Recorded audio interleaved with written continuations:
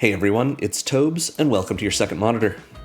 Today is the next video in my series of Lorwyn Eclipsed Commander deck techs. I'm releasing new Lorwyn Eclipsed Commander decks every Thursday through mid-March when the Ninja Turtles set drops, in addition to my usual Monday Commander deck tech videos. So if you have a request for a specific Lorwyn Eclipsed Commander you'd like to see me build, or a way you want to see me build it, let me know in the comments below. As you see, today our commander is Maralen, Fae Ascendant, the current Queen of the Fae on Lorwyn Shadowmoor and Steward of the Plane, as well as a central character in the original Lorwyn and Shadowmoor cycle novels. The Elf-Fairy hybrid is an avatar of Una, the previous Queen of the Fae who served as a villain in those novels, and she held a long-standing paranoia that Una and her desires would one day reassert themselves in Maralen. Her fear was so great that she granted Rhys, her elven friend, eternal life in exchange for his oath that he would slay her should Una begin to manifest within her. I won't give away the events of the Lorwyn Eclipsed story, it's great, you should read it. But like any good tale of secrets and mistrust, Maralen's decisions lead to drama. We can't put blame entirely on her, however, since her brother Oko is involved. Come on, man, you've been shirtless since Throne of Eldraine. Maybe the back? Ugh, guess not. Anyway, I'm excited to show you what I put together for Maralen, but before we get started, let's go over my deck building template. I like to build my decks around my commander. I want to show off why it's such a cool card and why I put it at the head of my deck. So 30 cards go toward doing whatever it asks of me. That's our game plan. It's what we try to do at the table and how we try to win. 30 more cards go toward supporting that game plan in the form of card advantage, acceleration, and interaction. I usually run 1 or 2 sweepers, sometimes more if it would play into the game plan, sometimes none at all, but I almost always keep to my floor of 38 lands, so I can make sure I can always hit my land drops, and I can cast my spells, and play the game. So let's talk about our commander. Maralen Fae Ascendant is a 4/5 legendary elf fairy noble for 2 and Sultai mana, a black, a green, and a blue. Maralen can fly. She says, whenever Maralen or another elf or fairy you control enters, exile the top 2 cards of target opponent's library.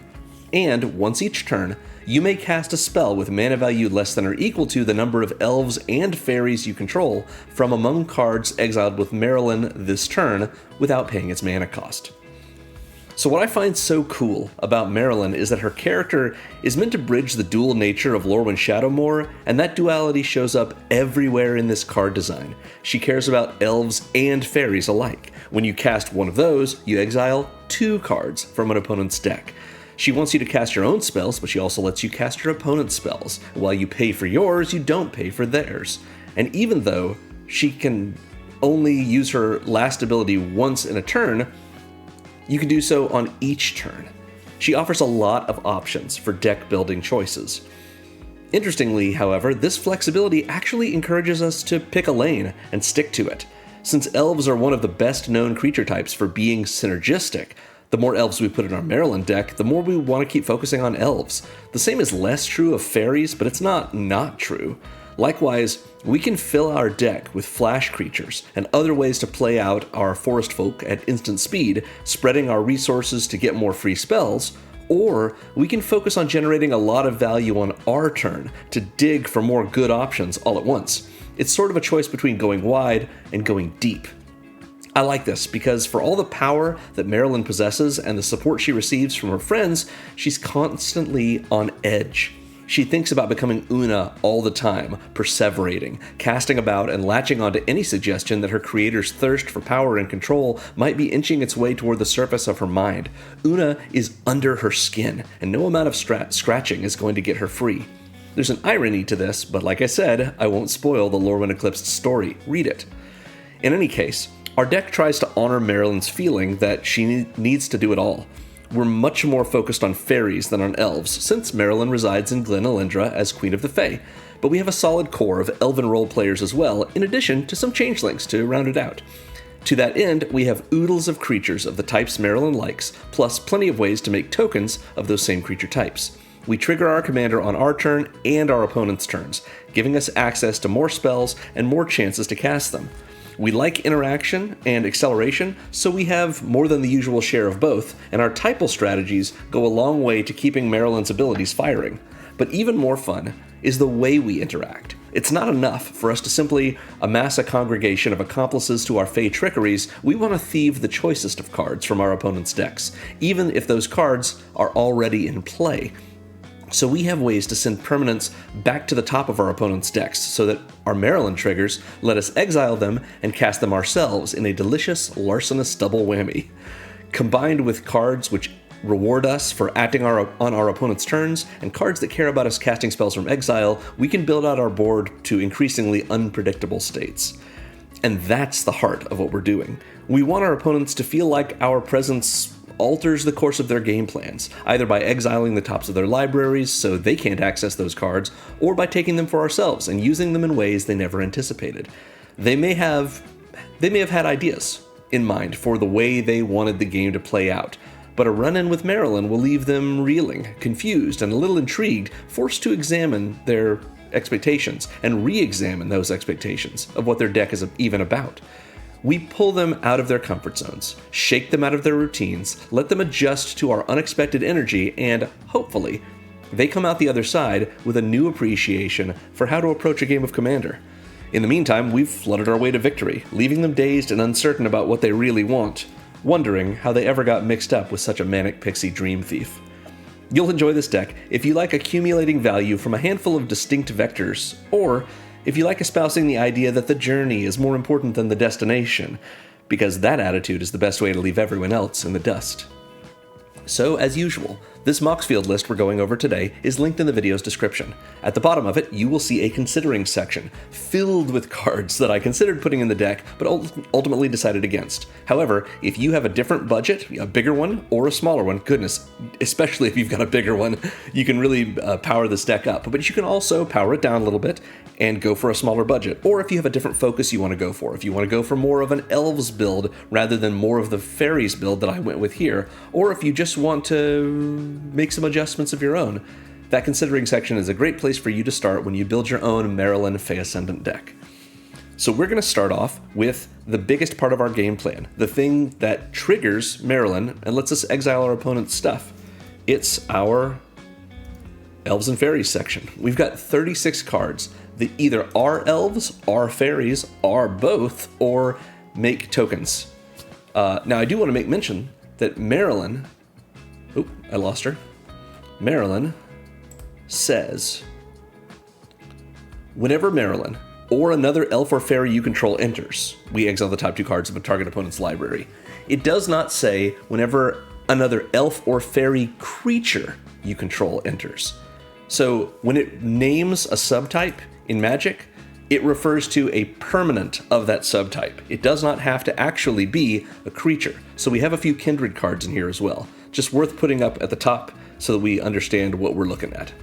So, starting off with our Elves and Fairies, we get to start off with the Fairy Seer. It's a single blue for a 1/1 Fairy Wizard from Modern Horizons 1. It's got flying, and when it comes in, we scry 2. Scrying is great for us, lets us have a little card selection, but in any case, it's just a 1/1 for 1 that flies. That's pretty alright. Similarly is Flitterwing Nuisance. This is a 2/2 for 1. It's a Fairy Rogue, and it has flying, but it enters with a -1/-1 counter on it. So really, it's another 1/1 for 1. However, we can pay 2 and a blue and remove a counter from it, which includes that -1/-1 counter. And if we do, whenever a creature we control deals combat damage to a player or planeswalker in the turn that we've activated this ability, we draw a card. So that's sweet, because that's just Curiosity, or Coastal Piracy, or Reconnaissance Mission, whatever you want to think of it as, for all of our creatures. It can turn into a one-time pump up for our Flitterwing Nuisance for 3 mana to draw us maybe a bunch of cards. Seems pretty sweet. We're running good old Llanowar Elves. A single green for a 1/1 Elf Druid that taps for a green. Who wouldn't want Llanowar Elves? And loved the Dominaria 2018 printing. Cloud of Fairies is next. This is 1 and a blue for a 1/1 fairy. It's got flying, and when it enters, we untap 2 lands.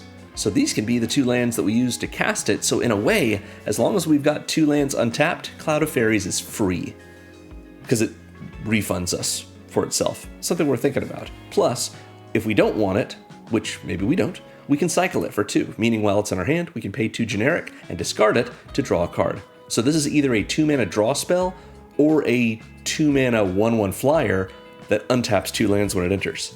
Pretty great. Next up we have Cloud Cedar. This is 1 and a blue for a 1/1 flying fairy spell shaper. And being a spell shaper, it has an ability that requires us to discard a card to do something. So for a blue and tap and discard a card, we can make a 1/1 blue fairy creature token named Cloud Sprite, which is a flyer that can only block creatures if those creatures have flying. So this is, people call this high flying. It's the idea that you're a flyer that can only block flyers. But the idea of being able to take Cloud Cedar and make it into, we can make any card in our hand into a 1/1 flyer. That's pretty good. Only once per turn, of course, because it requires a tap. But all we have to do is discard a card. If we have enough land already, we can throw away a land for only a single blue and make ourselves a fairy. And the great part of this is, this ability can be activated at instant speed. So we can trigger Maralen on an opponent's turn. Now, and then we have exiled some cards from an opponent's library. It doesn't have to be the same opponent. And we can cast them, assuming we're able to cast those spells at instant speed, because obviously timing restrictions still apply.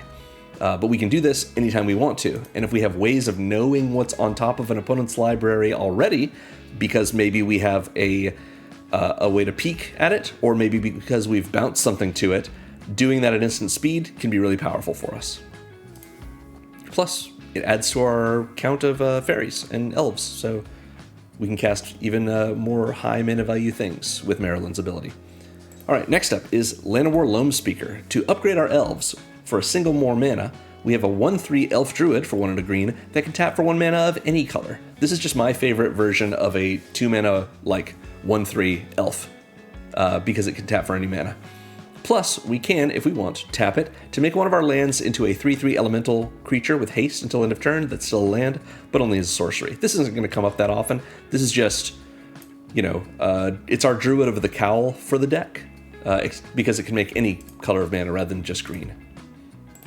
Maraleaf Pixie is next from Throne of Eldraine, my favorite set. A green and a blue for a 2/2 fairy with flying that can tap for green or blue. So pretty nice to be able to have a mana dork as a fairy, and it's a 2/2 flyer for 2. Oh, Winddrake, we'll miss you. Obira Dreaming Duelist is next from Wilds of Eldraine.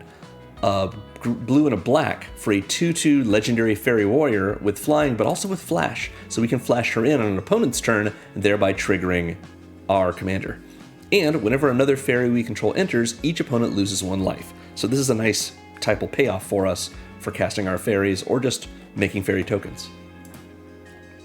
Next is Picklock Prankster, also from Wilds of Eldraine.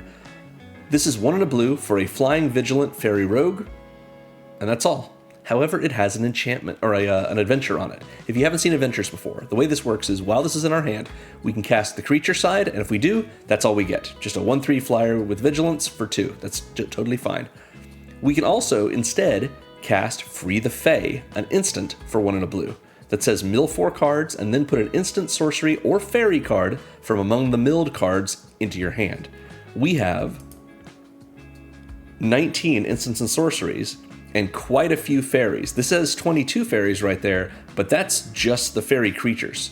So we have a few other typed cards, or fairy typal cards as well. Yeah. So anyway, the Picklock Prankster's Adventure Free the Fae is going to have an awful lot of options for us. And so it's like a draw spell. And when you cast an adventure, the entire card goes to exile, and you can later cast the creature from exile. It doesn't have to even be on a later turn. So either it's you cast a creature, or you can cast an instant and then a creature. But you can't cast the instant once the creature's already on the battlefield. That's how adventures work. So yeah. Next up is a classic, and the most expensive card in our deck. So you could definitely downgrade this, but it's very, very good. Spellstutter Sprite is 1 and a blue for a 1/1 fairy wizard with flash and flying, so again, flashes in, and when it enters, we counter a spell with mana value X or less, where X is the number of fairies we control. Extremely powerful in this deck, incredible Rebecca Gay art. They definitely reprinted this in Jumpstart 22, but I think it's actually more expensive than the original Lorwyn printing.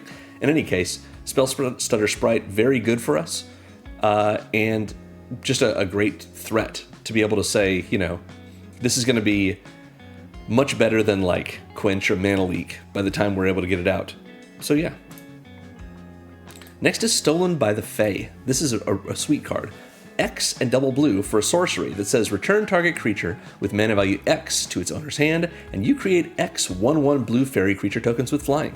So we bounce something, and the bigger it is, the more we have to pay, but also the more fairies we get from it. And when each of those fairies comes in, Maralen will trigger, and for each fairy, we're going to exile the top 2 cards of someone's library. So we've just made a bunch of fairies to make it easier for us to cast a spell from those many cards we just exiled, in addition to getting rid of something of theirs, which is probably either big and expensive or really powerful, because we want to get rid of the things that on the board that's the biggest threat to us. Next up is Brazen Borrower, a classic from Throne of Eldraine. This is another adventure creature. So it is a flash flying fairy rogue that can only block creatures with flying for 1 and double blue. So this is a high flyer, but it's a 3/1, and that's fine. And it has an instant called Petty Theft for 1 and a blue that lets us bounce a non-land permanent an opponent controls to their hand. So interestingly, it can only bounce stuff that opponents control, but that's probably what we want to bounce anyway. Being able to cast this and immediately flash in the Brazen Borrower is pretty sweet. We can do this on an opponent's end step to trigger our commander and have them exile some things and just untap with it so we can swing in. But yeah, Brazen Borrower is nice. Next up, we have a new changeling from Lorwyn Eclipsed. It's the Chomping Changeling. 2 and a green for a 1/2 shapeshifter with Changeling. Changeling means it is every creature type, which means, among all others, it is an elf and it is a fairy. So this is going to trigger Maralen, and Maralen's also going to count it for her last ability. And when it enters, we destroy up to 1 target artifact or enchantment. So this is a Reclamation Sage for us.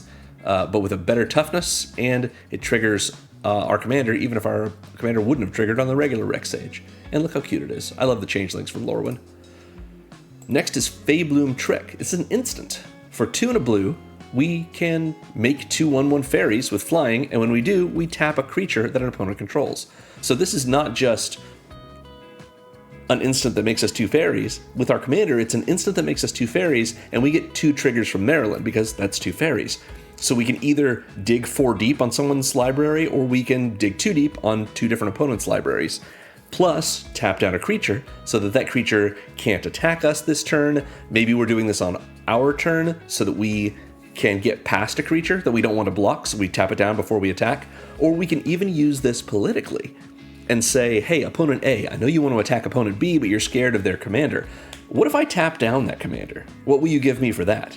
Will you just ignore me for a turn cycle? And if they say yes, we say great. We made the deal, we tap down that the opponent B's commander while also making fairies and exiling things from the top of someone's library. It might be opponent A's library, or it could be opponent B, or it could be opponent C. Let's get everyone involved. So yeah, Faebloom Trick is a nice inclusion here, and a great card from Foundations. Big fan of Foundations. Also a big fan of Baldur's Gate, that Feywild Visitor is from. This is 2 and a blue for a legendary enchantment. It's a background. We don't have to worry about its background typing, but what it does is it gives Maralen an additional ability while they're both on the battlefield. It says commander creatures you own have, whenever 1 or more non-token creatures you control deal combat damage to a player, you create a 1/1 blue fairy dragon creature token with flying. So this won't make multiple fairy dragons in the same turn unless we do damage to multiple players, because it's 1 or more non-token creatures. So we have to hit with non-tokens, and if we hit with all of our creatures on 1 player, then that's just a player. So we're only going to get 1 dragon. 1 fairy dragon, that is. But if we hit multiple players, then this will trigger multiple times, once for each player, and we'll get those fairy dragons, each of which, of course, will trigger Maralen, because this wouldn't trigger at all if Maralen wasn't on the battlefield, because this ability is given to her. So yeah, Feywild Visitor is a nice way to ensure that as long as we keep attacking, we're going to keep getting triggers every time we do. And we can use those 1/1 fairies, which are also dragons, both as attackers for later, as blockers. Of course, they don't trigger because they're tokens, but they do help, or they don't trigger Feywild Visitor's ability, the ability granted by Feywild Visitor, but they do trigger Maralen's other abilities because they're fairies. Pretty good. Next up is Furdok Core. This is an interesting one.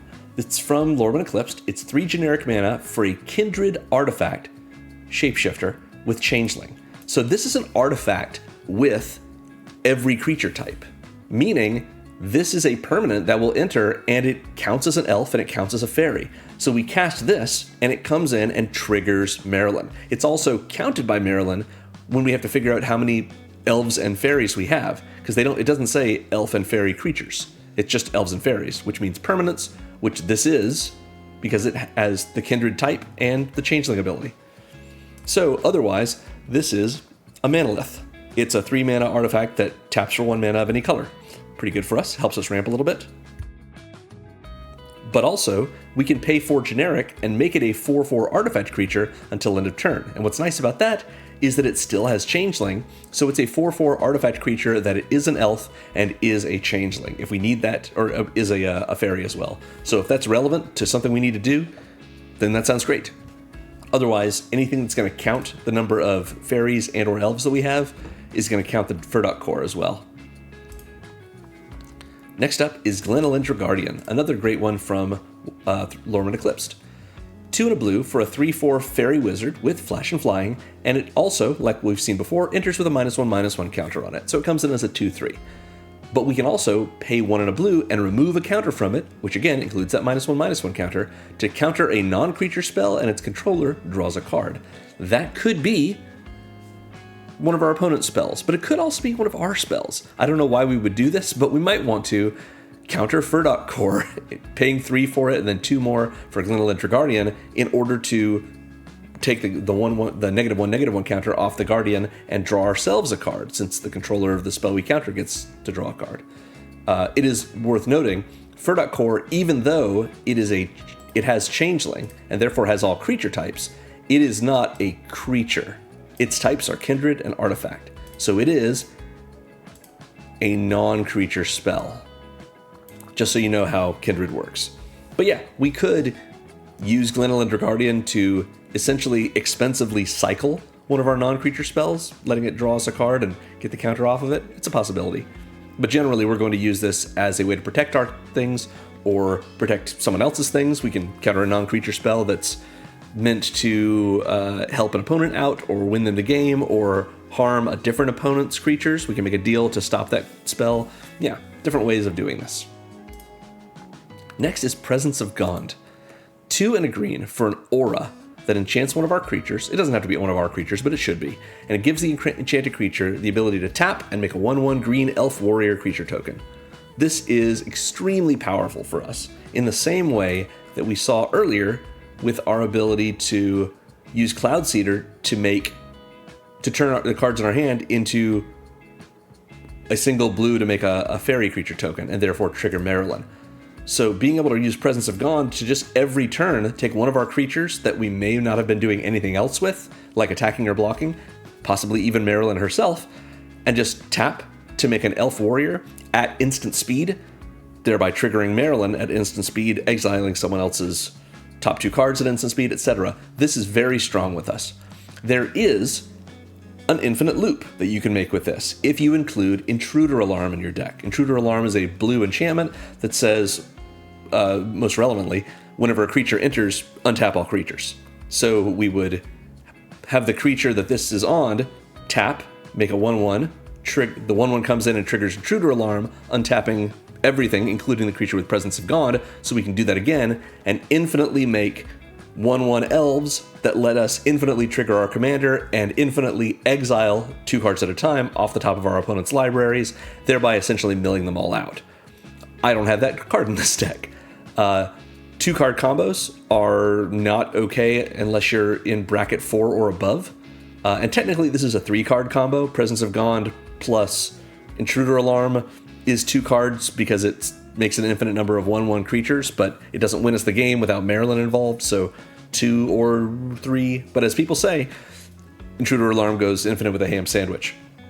So Presence of Gond is in the deck because it's very strong for us, and a great way for us to trigger Maralen on opponent's turns.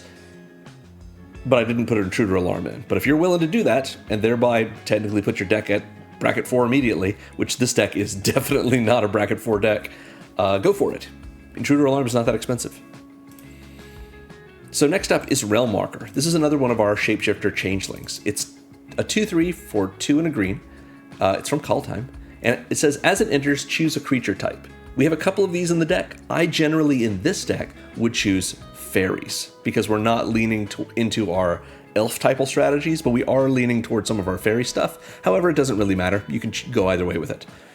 It just, in this formulation of the deck, you're going to get a lot more value out of your Realm Walker if you choose Fairies, since we have so many more of them than we have Elves. Because Realm Walker says we can look at the top card of our library at any time, and we can cast creature spells of that chosen type from the top of our library.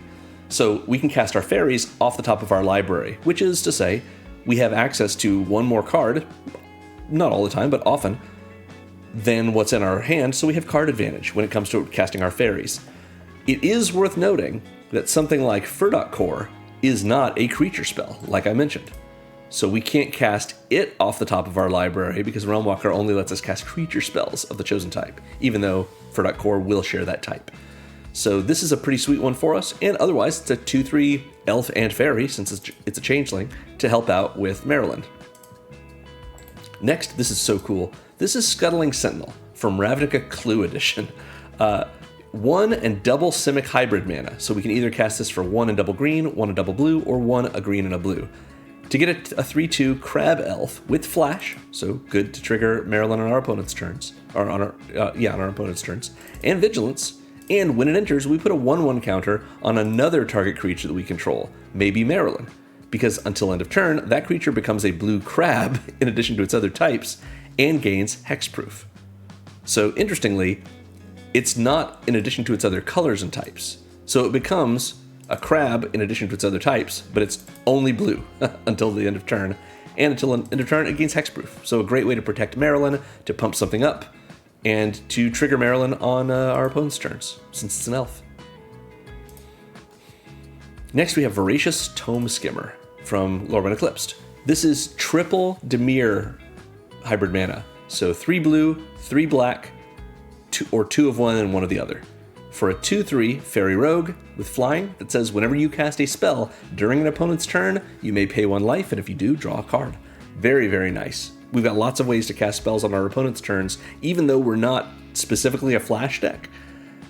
And so when we're able to do that, we can just lose a life and draw a card. That's Phyrexian Arena, at whatever speed we want. But what's especially nice about this is it says whenever you cast a spell. That doesn't only mean our spells in our deck. It also means the free spells that we're able to cast thanks to Maralen herself. If we're able to cast free spells on an opponent's turn because we've cast something else of our own on an opponent's turn. So we flash something in, or we cast an instant on an opponent's turn, Voracious Tome Skimmer is going to trigger, we can pay a life and draw a card. Then, if we had an elf or a fairy enter as part of whatever we cast, we're going to get to exile the top 2 cards of an opponent's library, and if we can cast for free one of those spells, Voracious Tome Skimmer will trigger again. We can pay another life and draw another card.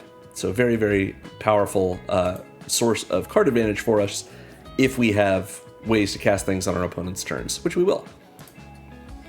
Next is Winter Eladrin. This is, I think, besides our commander, the only creature that's both a fairy and an elf, but also a wizard.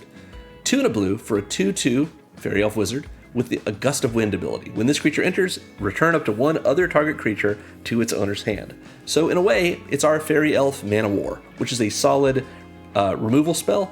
It clears the way for us. It can help one of our opponents if we want to get something out of their way from a different opponent's board. It also lets us rebuy our own things, because we can return up to 1 creature other than the Eladrin itself to our own hand. We can return our own creature to our hand if we want to get another enters trigger, maybe from, maybe we want to put the Scuttling Sentinel back in our hand so that we can protect something else on a later turn, or something along those lines. Maybe we want to reset Glenelender Guardian because we've taken that -1/-1 counter off of it, and we want to reflash it in to trigger on an opponent's turn, our commander, but also get access to its ability to negate something. So Winter Eladrin, pretty strong for us in lots of different ways. Next we have Wood Elves, a classic. 2 and a green for a 1/1 Elf Scout. Very understated for its cost, but when it enters, we can search our library for a forest and put it on the battlefield and shuffle. So this is straight up Nature's Lore. Search for a forest, put it on the battlefield. It does not say tapped, and it does not say basic. So if we have, let's say, an overgrown tomb, the Shockland, we can find it, since it's a forest and a swamp, and then put it on the battlefield and pay the 2 life to shock it in, and it comes in untapped. So Wood Elves finds us an untapped black source in addition to being a green source. So very strong ability here that also helps trigger our commander. It's the reason we're not actually running Nature's Lore in our deck, because it saves us a couple of dollars. We can do it in the form of Wood Elves. So yeah. Next we have Beast Whisperer. 2 and double green for a 2/3 Elf Druid that says whenever you cast a creature spell, draw a card. We have 32 creature spells in the deck. So other than Beast Whisperer itself, that's 31 cards that let us keep casting, keep drawing more and more cards. Again, only creature spells, not spells with creature types. So our cards with Changeling that aren't themselves creature spells, like Furdok Core, won't trigger the Beast Whisperer. But a lot of other things will, and it's an elf. Pretty good. Next we have Glen Elinda Liege, one of the lieges from the original Lorwyn Shadowmoor block. 1 and triple Dimir mana, which we've talked about before, for a 2/3 Fairy Knight with flying. It gives other blue creatures +1/+1 that we control, and other black creatures we control +1/+1, which means all of our creatures that are both blue and black get +2/+2, since these are separate abilities. So that's pretty nice. 2/3 flyer for 4 that helps us out by pumping up our stuff. We're not really trying to do a lot of pump, but having so many tokens, especially our blue fairy tokens, seems pretty good.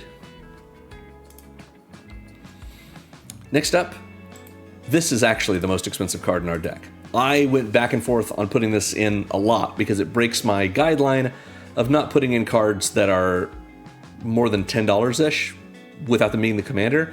But man, High-Face Trickster is just too good in this deck to miss. This is 3 and a blue for a 4/2 Fairy Wizard with Flash and Flying. So it's got Flash, we can cast it on opponents' turns, it's a fairy, it flies, and it lets us cast all of our spells as though they had Flash. So this makes our deck just absolutely pop off. It's Leyline of Anticipation for us, or Vidalcan Orrery, whatever you want to think of it as, but in a relevant creature type. So being able to play this, and it fits in plenty of other decks, so I don't like to put in super expensive cards, or I know to some people this isn't super expensive, but for the budget of decks I build, it's quite expensive.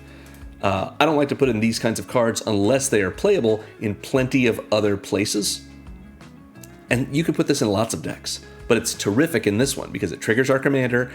It's able to trigger our commander at flash speed, so on our opponent's turns, and it allows us to take advantage of that with all of our spells, both the ones in our hand and thereby the ones on top of our opponent's libraries on every turn. So yeah, High-Fade Trickster in this deck, in a deck that is below $100, is so powerful, it's totally worth being $15. So yeah, I guess worth it is up to you, but I think it had me bend to my rule, so there you go. Next up we have Kellen, Inquisitive Prodigy.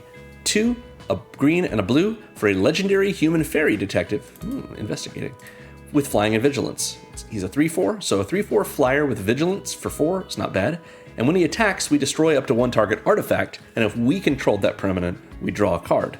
So we're not typically going to be doing this, in the sense that we're not typically going to be blowing up our own permanents, but we might, especially if we cast this sorcery, Tail the Suspect, which is an adventure. For a green and a blue, we can investigate, which means making a clue token, and we have the opportunity to play an additional land this turn. So a clue token is a token artifact that if we pay 2 and sacrifice it, we get to draw a card. So it's sort of like a more expensive Explorer here, I guess. Like we've got to pay the Growth Spiral mana, but then pay 2 more to crack the clue. But if we have an extra land in our hand already, that's fine. We can just use this as, a single exploration moment. In any case, it does let us, for 2 mana, make an artifact that we can destroy when Kellen attacks. He doesn't have to hit, he only has to attack, that we can turn into card draw. So we don't even have to crack it, we can just draw it. And then, maybe we've done Tail the Suspect. I guess Kellen would have to have haste to make it all work in the same turn. But in any case, Kellen is a nice 3/4 flying vigilant creature that can blow up artifacts whenever he attacks. That seems pretty good for us. And if we want to tail the suspect ahead of time, sure, we bank a little bit of card draw, maybe we get an extra land into play, that seems good. Next up is Nightmare Sower. This is 3 and a black for a 2/3 Fairy Assassin with flying and lifelink, pretty spooky. That says whenever we cast a spell during an opponent's turn, we put a -1/-1 counter on up to 1 target creature. So we can shrink our opponent's creatures, or we can even kill them if they're just an X1 already, or if we've already shrunk them some. So every time we cast spells on an opponent's turns, this is a sweet payoff for it. Next up, we have Willow Priestess from way back in Homelands. Homelands is a bad set, but I played when Homelands was released, and I enjoyed it because I didn't know anything. And I actually owned a couple of copies of Autumn Willow.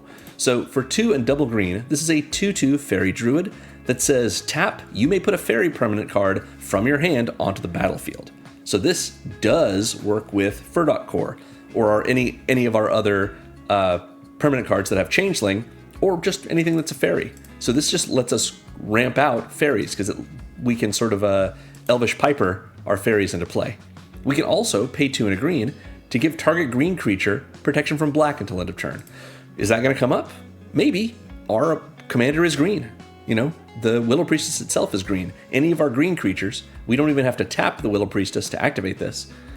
We can protect them from black. That seems pretty good. Remember, protection doesn't just stop targeting, it also stops destruction, it stops damage, it stops blocking. So we can use this to slip one of our green creatures past our mono-black opponent's defenses. You never know. But generally, this is here for this. Because this, again, puts fairies into play at instant speed. So we can trigger our commander on an opponent's turn. Next, we have Fairy Formation, also from Throne of Eldraine, but I believe from the Brawl decks? Yeah, I think so. Anyway, 4 and a blue for a 5/4 fairy with flying, big fairy, because it's a formation. And it says for 3 and a blue, we can create a 1/1 blue fairy creature token with flying and draw a card. So this is the same cost as Spectral Sailors just draw a card, but we also get a fairy, which, again, this is at instant speed. We can trigger our commander on our turn or on an opponent's turn, and plus we get the fairy out of it. This is not one of the fairies that can't block, unless the attacker has flying. So yeah. Into the Fey Court from Wilds of Eldraine is next. 3 and double blue for a sorcery that says draw 3 cards and make a fairy, and this is one of the fairies that can only block creatures with flying. So it's a 1/1 flyer with high flying, that's fine, but it draws us 3 cards. So yeah, just a solid draw spell that comes with the body. Next up is Nimrus, Una's Trickster. I know we don't like Una, but here is Una's Trickster. For 3 and a blue and a black, we get a 1/6 Legendary Fairy Knight with Flash, again relevant, and flying. And whenever you cast your first spell during each opponent's turn, look at the top 2 cards of your library. Put one of those cards in your hand and the other into your graveyard. So that is, I forget what that effect is. It's not Sleight of Hand. Sleight of Hand puts the card into your hand and the other one on the bottom of your library. But this is still pretty good. So giving us a little bit of card advantage every time we cast our first spell on each opponent's turn. So yeah, a little bit of a bonus there. Plus, we get to have the ability to bring Nimrus in on an opponent's turn. Now, Nimrus won't trigger itself, because it has to be on the battlefield for this to trigger, but we can at least flash it in on an opponent's turn, maybe get the opportunity to play something else from the top of their library. Seems good. Next is Puppeteer Click, or Cleek if you're Canadian. 3 and double black for a 3/2 Fairy Wizard with flying that says when it enters, put target creature card from an opponent's graveyard onto the battlefield under your control. It gains haste, and at the beginning of your next end step, exile it. So this is like a red effect here. We get to just puppeteer something, steal the scariest thing in an opponent's graveyard, attack with it, do whatever we want with it, because it's going to get exiled afterwards. So at the very least, we're eating something out of an opponent's graveyard. And Puppeteer Click has Persist, so that when it dies, If it didn't have any -1/-1 counters on it, it will come back with a -1/-1 counter. So it'll be a 2/1, and it will get its enters trigger again. Pretty sweet, because it enters the first time and then enters again. So both of those times, we're triggering Maralen. And that persist trigger might be triggering Maralen on an opponent's turn if we used Puppeteer Click to block when an opponent attacks.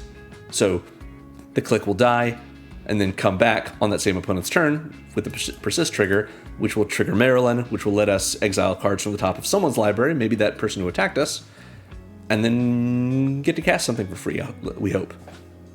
Because especially since this is going to come back, we're going to be able to bring a creature back, at least until end of turn. So yeah, very nice.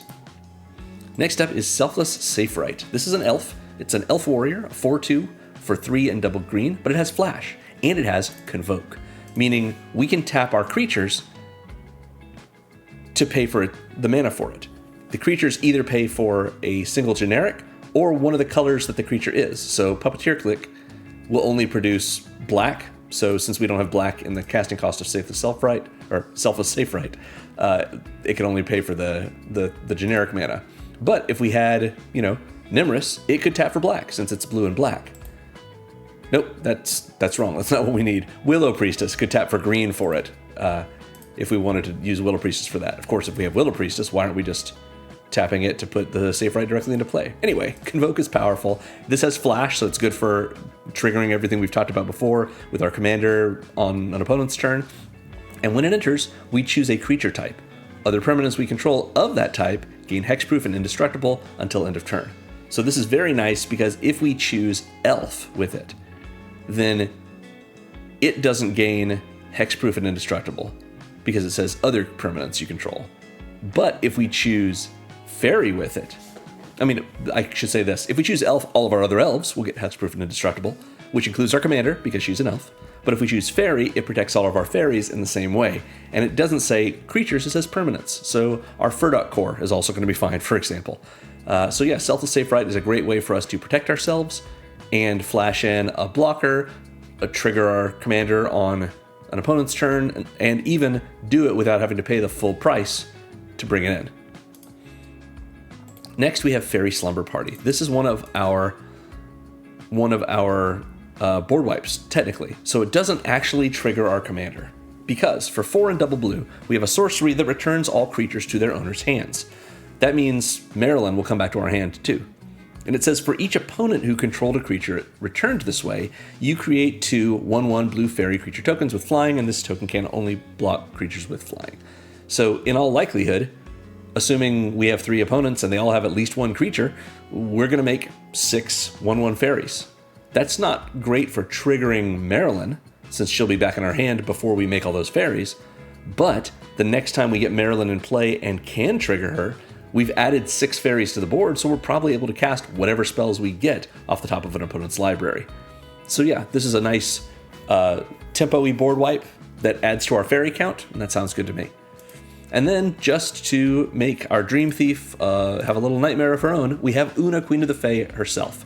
So this is 3 and triple Dimir hybrid mana for a 5/5 legendary fairy wizard with flying that says for X and a hybrid Dimir mana, we choose a color.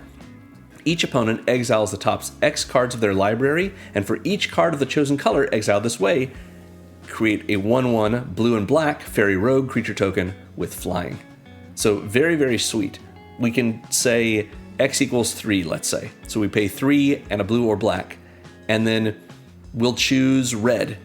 If 2 of our opponents have red in their decks, one of our opponents is going to exile the top X cards of their library, hopefully one of those 2 that has red in it, and for every red card that they exile, even if that card is red and something else, we make a fairy. So we can do this at instant speed as a way to get more fairies into play, thereby triggering our opponent's stuff. And again, it doesn't have to be at instant speed, it could be on our turn, and we can each of those fairies that we get is going to trigger Maralen, exile 2 cards, and so yeah, it's definitely possible for us to whiff on this, but it's also a 5/5 flyer for 6, which is not terrible, and it has this ability, which is a repeatable way for us to make more fairy tokens and trigger our commander on whatever turn we need. So yeah, that is our section for Elves and Fairies. I want to go over all of the supplemental sections, the cards that help out our game plan, but first I want us to talk about these support categories. We're going to start with our section on card advantage, which as usual, I've shorthanded as draw. It doesn't mean all of these cards actually draw us cards. It just means it gives us access to more things that we can do, more cards we can play. So Flittering Nuisance, of course, as we've seen, lets us pay 2 and a blue and remove the counter from it to essentially gain the Coastal Piracy effect, or Reconnaissance Mission effect, until end of turn, maybe drawing us some cards when our creatures do combat damage. Skull Clamp is next. We have a lot of creatures in this deck that are X1s. So for a single mana, a generic mana, we get an equipment that equips for 1 and gives the equipped creature +1/-1, which doesn't seem good initially because it might kill our X1s, right? But whenever the equipped creature dies, we draw 2 cards. Meaning, once we pay the single generic mana to get this on the battlefield, what this essentially says is pay a generic mana and sacrifice an X1 to draw 2 cards. You can do that over and over and over. So all of our little fairies, especially the ones that are unable to block unless the attacker has flying, we can turn those into 1 mana and sack it to draw 2. So 1 mana divinations over and over and over. And we could use this to pump something up if we really wanted to, and at least give ourselves a kickback if it dies, but really this is here to be a very powerful, very repeatable way of drawing cards. We've seen Cloud of Fairies. It has cycling for 2, so we can turn it into, it's not a spell, but it draws us a card. Neoform is next for more of the spark. This is a green and a blue for a sorcery that has the additional cost of us sacrificing a creature. It lets us Birthing Pod. We search our library for a creature card with mana value equal to 1 plus the sacrificed creature's mana value, and then put that card on the battlefield with an extra +1/+1 counter on it, and then shuffle. So we know what creatures are in our deck. When you're running something like Neoform, I tend to have a list, like on my phone, of all the creatures in my deck grouped by their mana value. So I know, okay, I've got something in my deck that costs 1 more than this creature that I'm willing to get rid of, so I'm going to go ahead and Neoform that creature, find the new one. When it comes in, hopefully, it is an elf or a fairy, thereby triggering Maralen and giving us the help that we need. But plus, that creature that we found, that we tutored for, comes in with a counter on it and does whatever else it's going to do for us. Even if all we want to do is sacrifice one of our 0 mana value tokens to go find a Llanowar Elves, that still triggers Maralen. Seems good. Alright, Picklock Prankster has Free the Fae, which is likely to be a 2 mana draw spell for us. Next we have Growing Rites of Itlimoc. We've got a lot of creatures in this deck. We've got 32 creatures, plus plenty of token creatures. So Growing Rites is a legendary enchantment for 2 and a green that says when it enters, we look at the top 4 cards of our library, we can reveal a creature card from among them, put it in our hand, and put the rest on the bottom in any order. So that is the card advantage section of this. It lets us draw a card, probably get to draw a card, put a creature card in our hand. But more relevantly, at the beginning of our end step, if we control 4 or more creatures, doesn't matter if they're tokens, we transform Growing Rites of Itlimoc into Itlimoc Cradle of the Sun. This is a legendary land that taps to add 1 green or an amount of green equal to the number of creatures we control.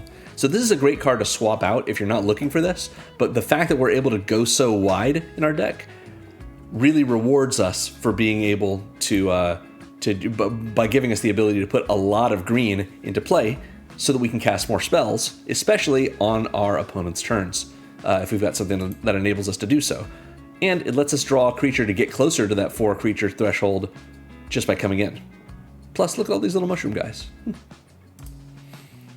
Next up is Realm Walker. We've seen it. Gives us access to the top card of our library and lets us cast, probably, fairies off the top of it.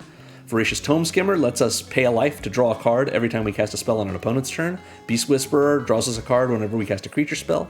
Elven Chorus is 3 and a green for an enchantment that says we may look at the top card of our library at any time and we can cast creature spells from the top of our library. So this is not like, it's better than Realm Walker.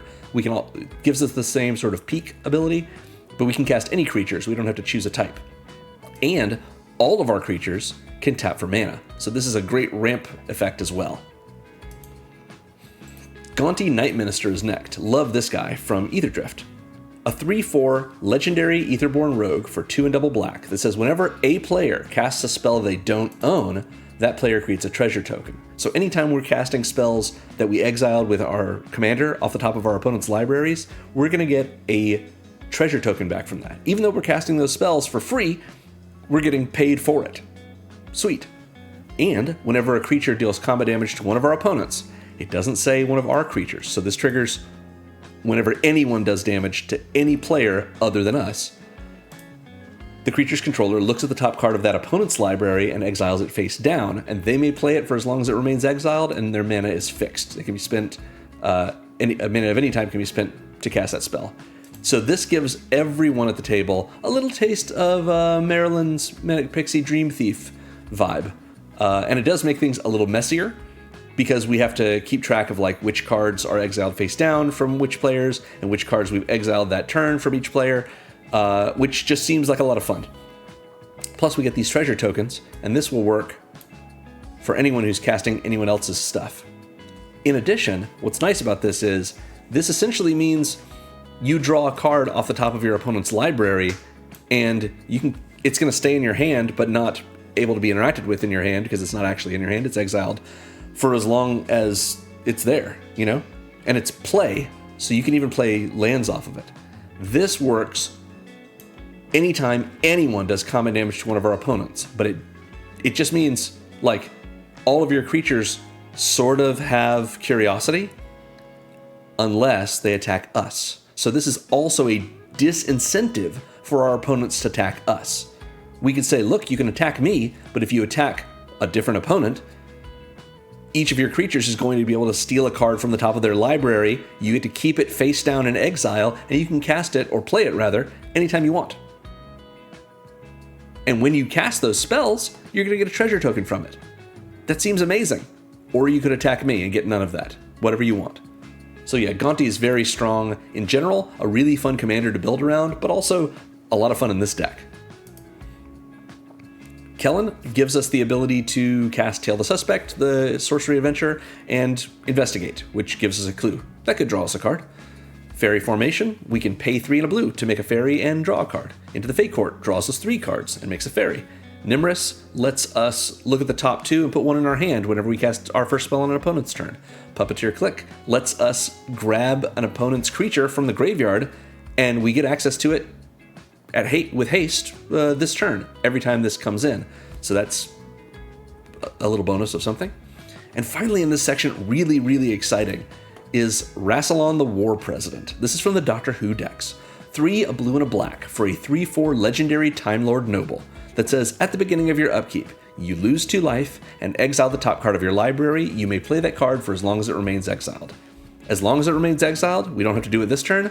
Play means we can we can play lands from it. It does cost us 2 life, and it is exiled. It doesn't say face down, so it's going to be face up, so our opponents know we have it. But still pretty nice to be able to get a free card every upkeep.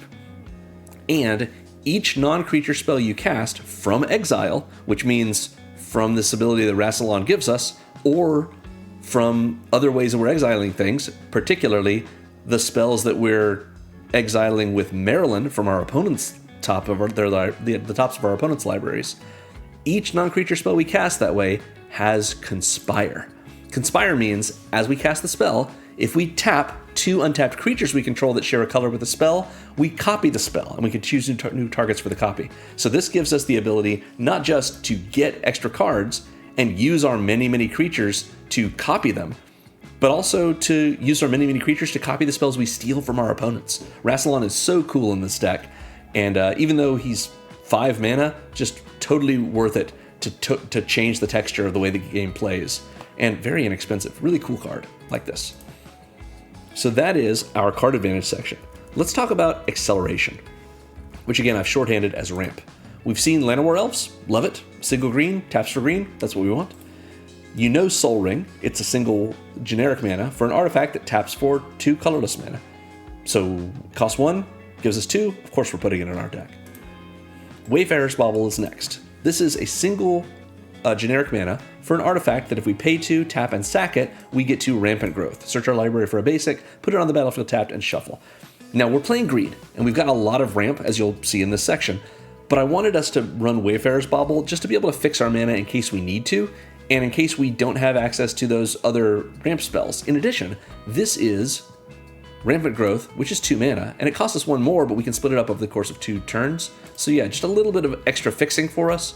I thought it was worth running over something like actual Rampant Growth. But you could certainly, if you want, replace this with Rampant Growth, or with Shared Roots, the new Avatar version of it, or even with Nature's Lore if you want to upgrade. Arcane Signet, just as much of an important include as Soul Ring, 2 generic mana for an artifact that taps for 1 mana of any color in our commander's color identity. So for this deck, that's blue, black, or green. So this is a 2 mana rock, a mana rock, which is an artifact that taps for mana. And it comes in untapped and taps for any of our colors. Of course we're running it. Farseek is next. This is 2 and a green for a sorcery that lets us search our library for a plains, island, swamp, or mountain, put it on the battlefield tapped, and then shuffle. Obviously, we don't have any mountains or plains in this deck, but this doesn't violate the commander color identity rules, and we can find islands or swamps, but it doesn't say basic islands or swamps. So we have some dual-typed lands that come in tapped anyway, particularly bicycle lands, but you could also upgrade your deck and put in things like Surveil lands, or even shock lands, that kind of thing. True duels if you feel like it. And Farseek can find them and Rampant Growth them for you because they come in tapped. Again, if you want to upgrade this, Nature's Lore is a good option, but I think Nature's Lore plus Farseek is probably the way to go.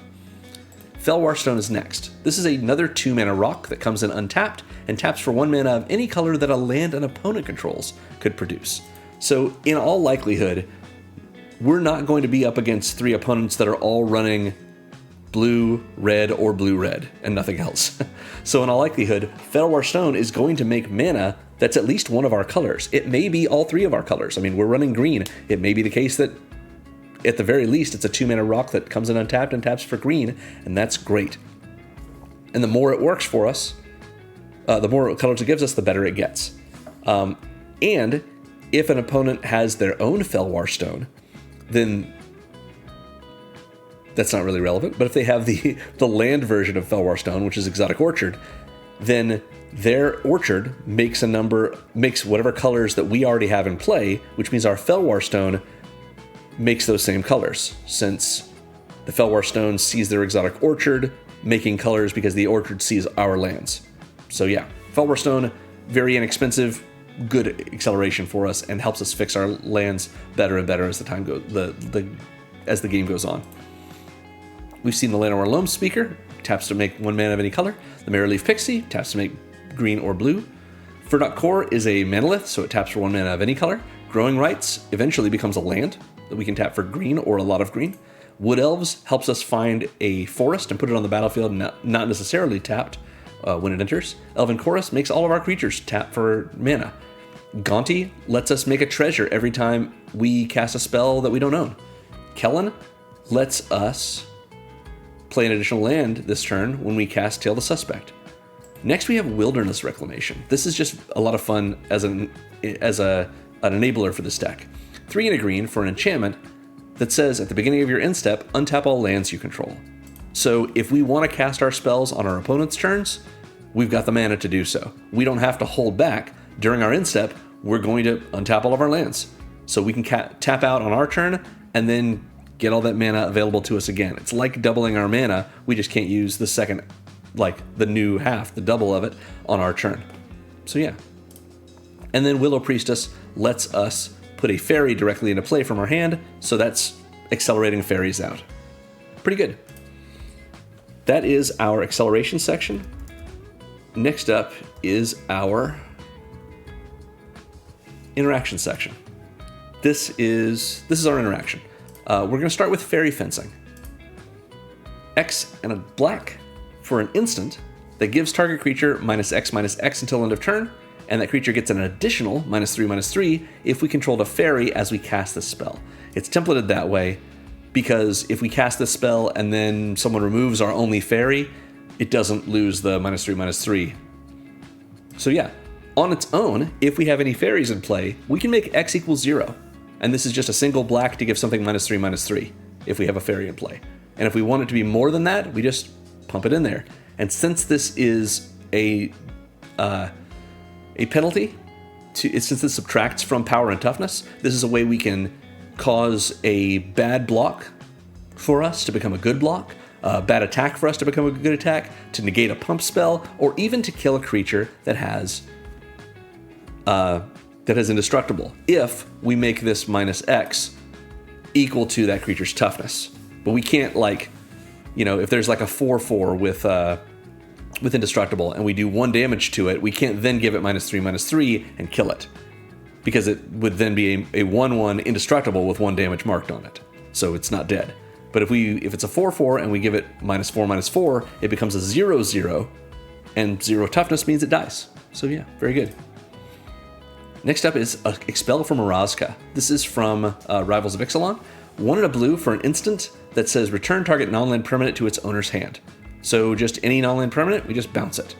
But it has Ascend, which means when we cast this, if we control 10 or more permanents, the moment that we put this on the stack, or the moment it starts to resolve, I should say, then we get the City's Blessing, and we'll have it for the rest of the game. City's Blessing doesn't do anything on its own, but cards with Ascend, like Expel from Orazca, care about it.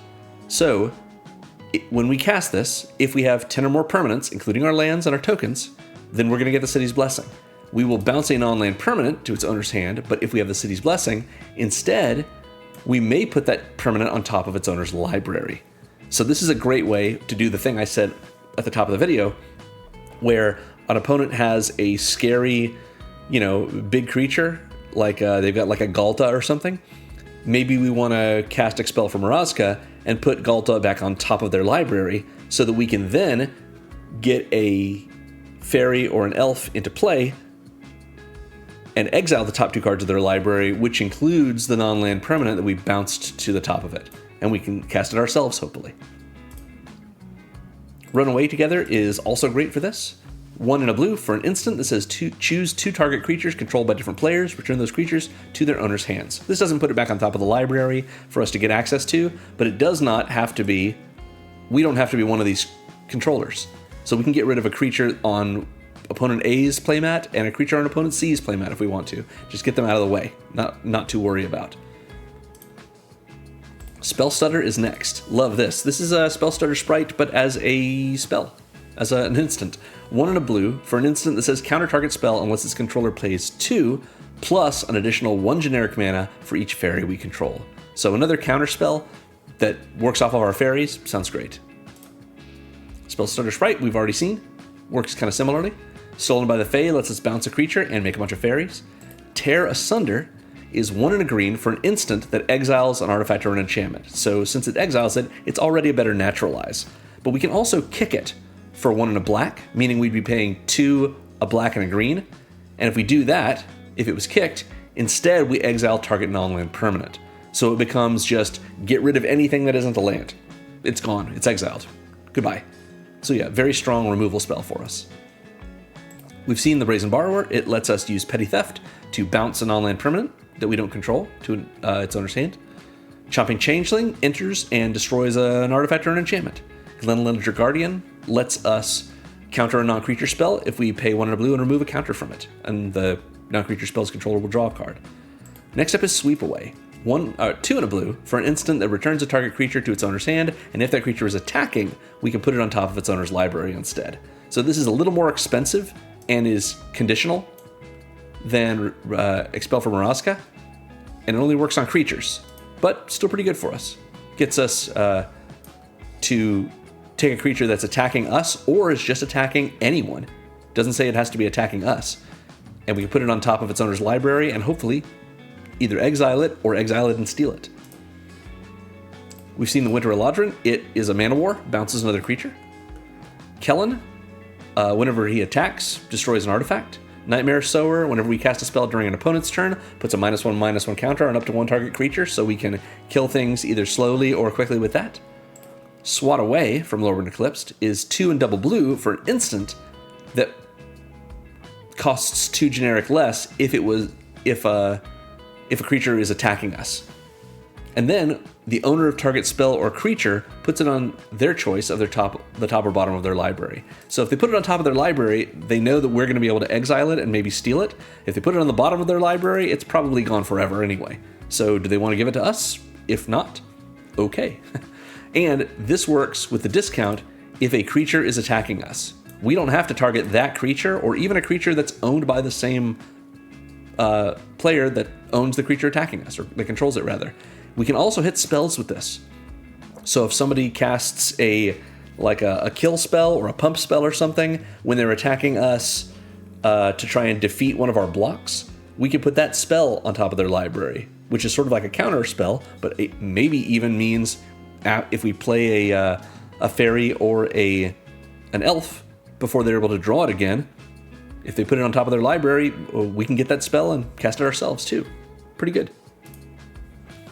Last of all, another one of these, it's Temporal Cleansing, which they reprinted in Lorwyn Eclipsed, but was originally from March of the Machine, a set that I love.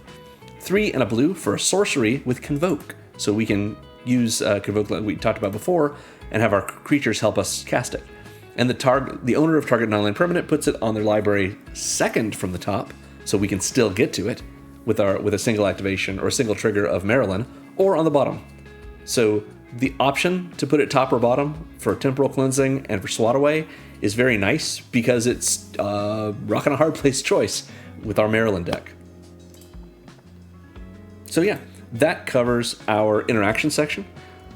We're running 2 Wraths. We've already seen Fairy Slumber Party, bounces everyone's creatures, and we get 2 1/1 flying fairies that can only block flyers for each opponent who had creatures put back in their hand. And Ether Spouts is the other one. 3 and double blue for an instant that says for each attacking creature, its owner puts it on their choice of the top or bottom of their library. So this is either stack the top of your library or throw things away forever on the bottom, or some combination of the two. This is 1 more mana than Etherize, but Etherize just bounces all the attacking creatures to their owner's hand. So this slows things down an awful lot for an opponent, and any creatures they put on top of their library, we may be able to steal with Maralen. So even though this only affects 1 player, because it's got to be creatures that are attacking, it's just very strong for us and plays into our theme of being able to put creatures on top, or permanents, spells, on top of our opponent's libraries so that we can cast them with our commander. Those are our Wraths. So now it's time to go into our supplemental sections for this deck. We're going to start with our Typal cards. These are cards that care about us choosing a creature type or having a creature type that it works best for. Like we've seen Realm Walker. As it enters, we choose a creature type and we can look at the top card of our library and cast spells of that type, creature spells, from it. Similarly, Selfless Safe Right, I'm going to get it, lets us choose a creature type when we flash it in, and the other permanents that have that type are hexproof and indestructible until end of turn. We also have Unbury. This is our, I think, 1 recursion spell in the deck. For 1 and a black, we can either, at instant speed, return a creature from our graveyard to our hand, or return 2 creature cards that share a creature type from our graveyard to our hand. So we can get back an elf, get back a fairy, or get back 2 elves and 2 fairies, or an elf and a shapeshifter with changeling, since changelings in every zone are every creature type. So that's 2 elves technically. So yeah, pretty good. There's an Ixalan version of this that just does pirates. Great question for what it's called, but brings back 2 pirates. It's very good. I think that's right. Am I crazy? Let me know in the comments if I'm crazy about that pirates only bring 2 things back spell from one of the Ixalan sets, the earliest ones. Finally, from Kaldheim, is Reflections of Litjara. 4 and a blue for an enchantment that says, as it enters, we choose a creature type, and whenever we choose whenever we cast a spell of the chosen type, we copy that spell. So this will work on non-creature spells that have that creature type, like our Furbok Core. So yeah, this gives us, we're going to choose fairies with this since we're mostly in fairies. We want to get a bunch of extra fairies in. If we cast a legendary fairy, this is going to make a copy of it. That copy will resolve, enter, trigger Maralen, and then the original will resolve and enter, and we'll have to legend rule one of them away, so probably the copy. But that second one will also trigger Maralen, since they don't enter at the same time, and the copy isn't made when the original one enters. It's made on the stack. So we're going to get multiple triggers off of Reflections of Lityara, in addition to getting that extra copy of each of our spells. We get a little Fairy Seer with Reflections of Lityara in play. That's milling 4 different cards and scrying 2 twice. That's pretty good. We also have a Typal section just for Fairies. Now, the reason I separated these out is because in the Considering section of this Moxfield page, there are a lot more spells that are just Typal, in that you choose the type when it comes in, that are Fairy Typal, which is to say spells like Obira and Fairy Fencing and Spell Stutter that care about specifically fairies themselves. And I have Typal spells for Elves, which I didn't put in the final version of this deck, but they sure are in that Considering section at the bottom. So as we've seen, Fairy Fencing gets stronger as a removal spell if we control a fairy when we cast it. Obira, whenever we have fairies enter, each opponent loses a life. Spell Stutter and Spell Stutter Sprite make it easier, or make it harder for an opponent to pay the price so that we don't counter their spell. And Willow Priestess lets us Elvish Piper fairies onto the battlefield directly from our hand. So that is our Fairies Typal section. Let's talk now about a related section, which is our Synergy section.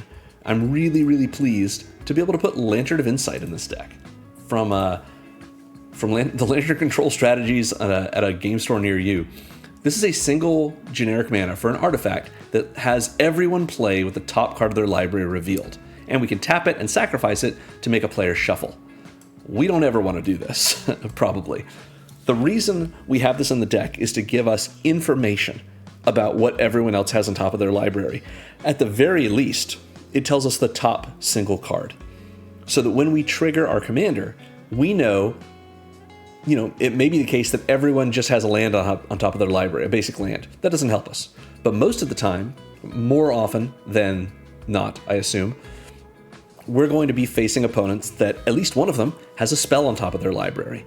So if we see a spell, that sure is better than the land we see on top of someone else's library, because they may have 2 lands. So that means we get nothing that we could cast.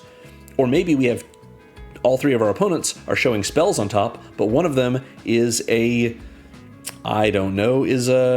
huge, expensive spell. We don't have enough Elves and Fairies to be able to cast it. Whereas someone else has just got a 3-drop. Well, we might prefer the big expensive one, but we can cast the 3-drop. So we want to target them when we play our Elves and our Fairies, so that we're able to trigger Maralen, exile whatever card we see, plus the card that's underneath it, and use the information that Lantern of Insight gives us in order to make those choices, so that we can get more and more times with Maralen, more and more turns where we're not whiffing, where we're not exiling something that we can't cast or can't cast right away. Lantern of Insight even works on opponents' turns, of course. So when we have a chance to flash in a fairy or an elf, and thereby exile something from the top of our opponent's library that we can cast that turn, which is to say their turn, or a turn that's not ours, we want to be able to do that when we see something on their libraries that is castable during those turns. If we get a creature, we can't do that. But if we get an instant, we sure can. Because remember, Maralen says we can cast spells once each turn. That says during that turn, so that does not mean we can do it as part of the resolution of an ability. This is just a permission ability. We still have to be able to respect the timing rules for it, which I believe it says in here at some point somewhere, if you need that ruling. But yeah, just so you know, Lantern of Insight is very strong in this deck, and it's only 1 mana, so yeah, run it. We've seen Expel from Mirazka. It synergizes in that it can put things on top of our opponent's library so that we can grab it. Same is true for Sweep Away. Voracious Tomb Skimmer synergizes because it gives us a reward for casting spells during our opponent's turn. Gonti rewards us because it lets us get a treasure every time we cast a spell that we don't own. Yeah. Nightmare Sower puts -1/-1 counters on creatures when we cast spells during an opponent's turn. Swat Away and Temporal Cleansing, just like Expel from Maraska and Sweep Away, can put things on the tops of our opponent's library, if they let us. Wilderness Reclamation gives us a chance to use much more mana to cast our spells on our opponent's turns. Nimrus lets us get some card advantage every time we cast our first spell during an opponent's turn. Rassilon, so much ability to help us out, but particularly by letting us copy the spells that we cast from exile, probably the ones that we've exiled using Maralen's trigger, with Rassilon giving those spells Conspire, the non-creature spells, that is.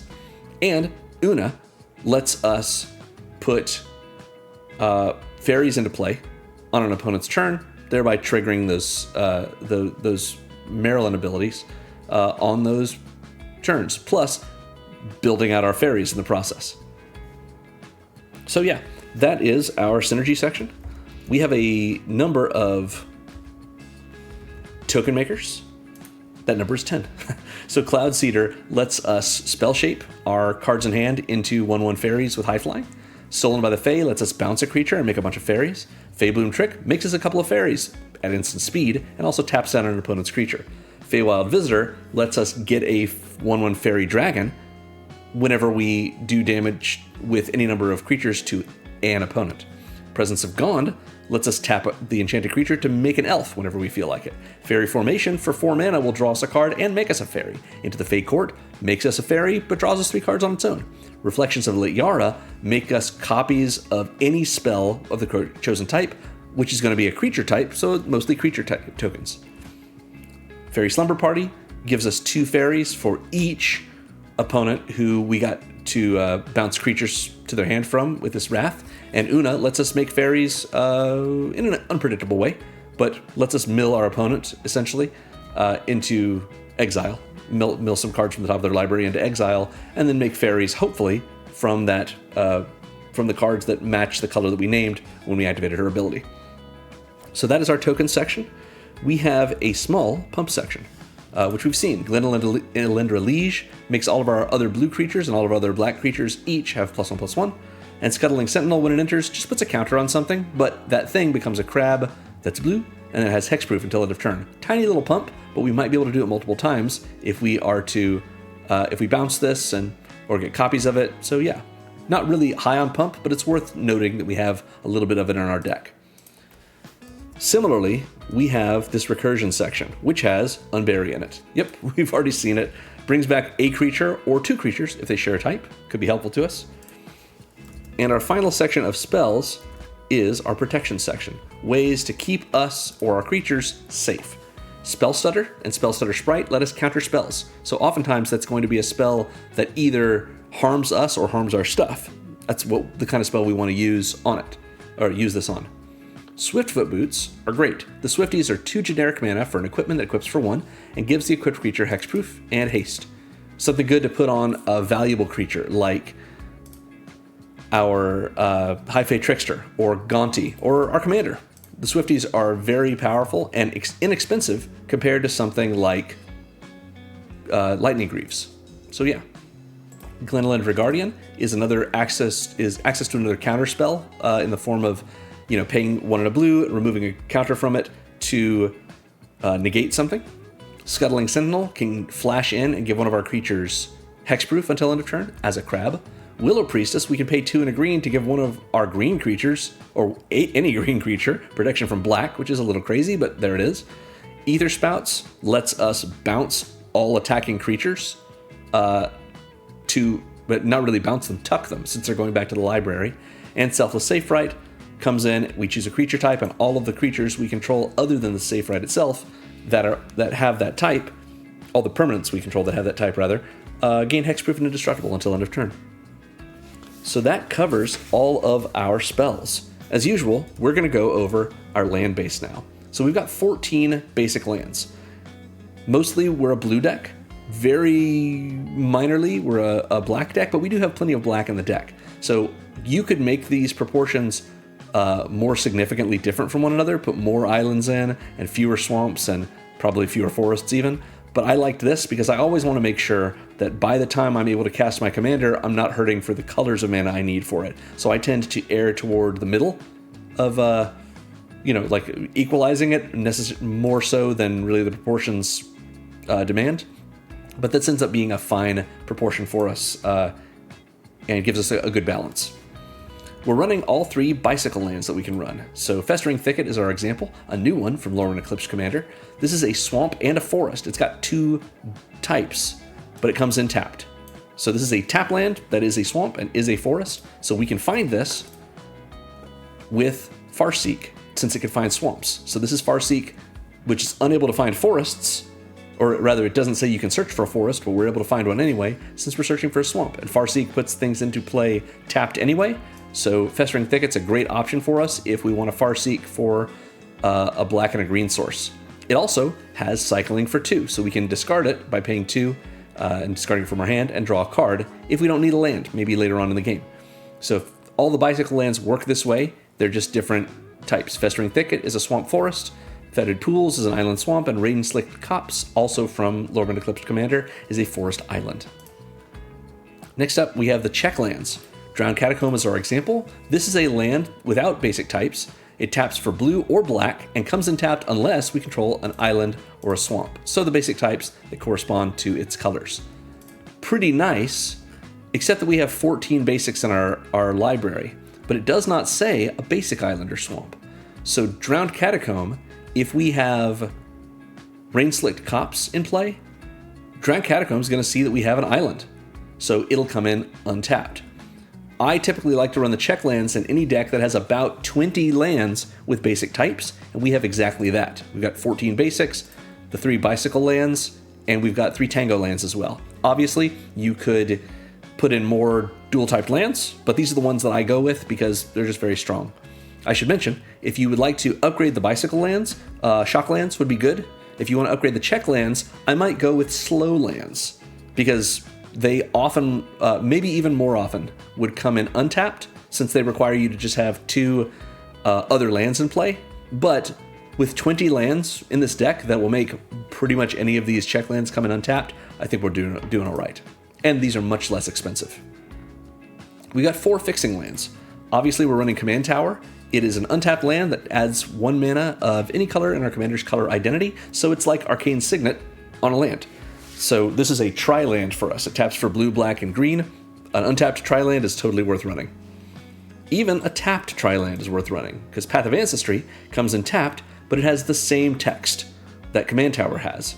And when we use its mana to cast a creature spell that shares a creature type with our commander, we scry 1. With our commander, there are 30 cards in the deck that are Faeries, Elves, or that have Changeling. So this is most of the spells in our deck, or many of the spells in our deck, that we're going to get to scry with when we use this mana, and otherwise it's a tapped tri-land, which is totally fine. Exotic Orchard. If Command Tower is Arcane Signet on a land, Exotic Orchard is Felwar Stone. This is what I mentioned before. It's an untapped land that makes mana of any color that a land an opponent controls could produce. So again, if an opponent has all 3 of our colors in their lands, or is able to make them, whether it's because they have their own Exotic Orchard, they have lands that just produce them on their own, or if they have something like this land can be tapped for 1 mana of any color, because let's say they have a Chromatic Lantern in play. Exotic Orchard now produces all those same colors, and so all of our colors. And it's an untapped land that could be a tri-land, so yeah, we're going with it. Finally in this section is Temple of the False God. I know not everyone likes this card, but this is an untapped land that taps for 2 colorless mana, like Soul Ring. So this is a soul land, but only if we have 4 or more other lands. So it needs us to control 5 lands, including itself. So if you have an opening hand that's like a swamp and Temple of the False God and no other lands, maybe not a good keep.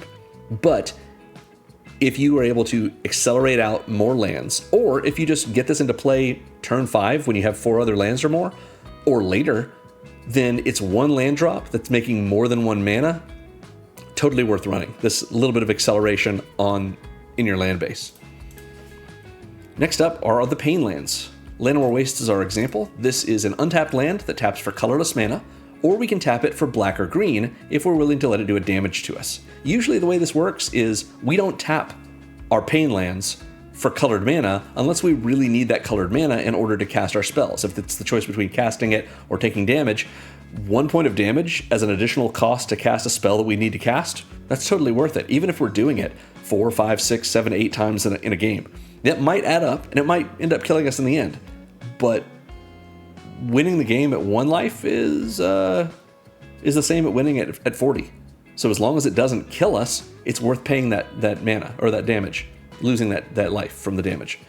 Otherwise, if we don't need the colored mana from it, we just tap it for colorless. So yeah, these pain lands are very strong and a great way to get an untapped duel into play, even if it's got a little bit more of a cost to it. Llanowar Wastes makes black and green, Underground River, blue and black, and Yavimaya Coast, green and blue. And again, if you wanted to upgrade these, the Shocklands are probably a good idea for that. We've also got 3 temples. These Scry lands, with Temple of Deceit as our example, they all come in tapped. They all tap for one of 2 colors, rather, and they all scry 1 when they enter. So this is a free, guaranteed scry when it enters, as opposed to Path of Ancestry's like conditional scry, but repeatable scry. So pretty nice as a way to filter your top deck and get what you're looking for. If you wanted to upgrade these, you could upgrade to the Surveil lands, because not only do they let you surveil, which is a little bit stronger than scrying, but they also have the land types, so we'd be able to find them with our lands, with things like Farseek or with our Wood Elves. So Temple of Deceit is blue and black, Temple of Malady, black and green, and Temple of Mystery, green and blue. We are running, like I mentioned, the Tango lands, starting with Sodden Verdure as our example. This is a forest island, and it comes in tapped unless we control 2 or more basic lands. So in all likelihood, the Verdure is not going to come in untapped, since we only have 14 basics in our library. But if we happen to get 2 of our basics into play, and then we were to Wood Elves for the Sodden Verdure, because it can find a forest, well, the Wood Elves lets us put that forest into play untapped, and the Verdure comes in untapped if we have 2 or more basics, so Wood Elves would be finding us an untapped blue source if we wanted to use it that way. So this is relevant to us. And of course, it counts as both a forest and an island for all of our check lands. Sodden Verdure is a forest island, Sunken Hollow an island swamp, and Vernal Fen a swamp forest. Love to see that Verdure is brand new with Lorwyn Eclipsed. We have a tri-land. This is Opulent Palace. It comes in taps for all of our colors, black, green, blue. That's great.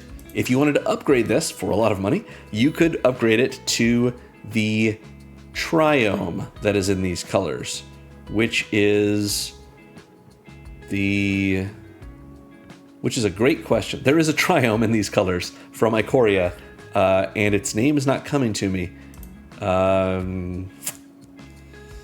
Yeah, but it exists. So there you go. Yeah, that has all the basic land types. It has cycling for 3 generic mana, and otherwise has this text.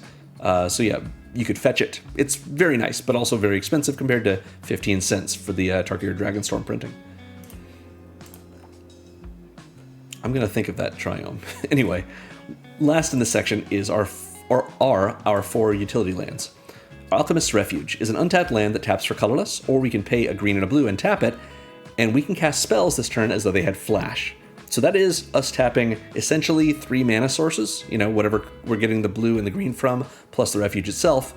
But then all of our spells have flash that turn. So we can flash in creatures to trigger Maralen on our opponent's turn. We can cast our other spells that turn, including the ones that we exile using Maralen. Alchemist's Refuge, very nice, only for a total of essentially 3 mana to do so whenever we want. Whenever we see something good on top of our opponent's library with Lantern of Insight, maybe. Demolition Field is next. The decks I build are typically for pods that don't want to see their lands get blown up. But you have to have at least one, just one even, answer to a problematic non-basic land that an opponent might be running. Maybe they've got a Voltron deck, and they've built up their commander to be huge, and they're using Rogue's Passage to make it unblockable. Or maybe, like we have a deck where we're stealing people's stuff, maybe we're trying to win with combat damage, and an opponent's got a Glacial Chasm in place, stopping us from doing that. Anything that's really supercharging an opponent's game plan or preventing us from winning with ours in their land base, we need an answer to it. So Demolition Field is our one answer. It is an untapped land that taps for colorless, or we can pay 2, tap and sack it to destroy a non-basic land that an opponent controls, and that opponent then gets to search their library for a basic and put it on the battlefield untapped. And so do we. So neither they nor we are down a land. We both have basics in play. Both of those basics are untapped, assuming, of course, that neither of us is out of basics.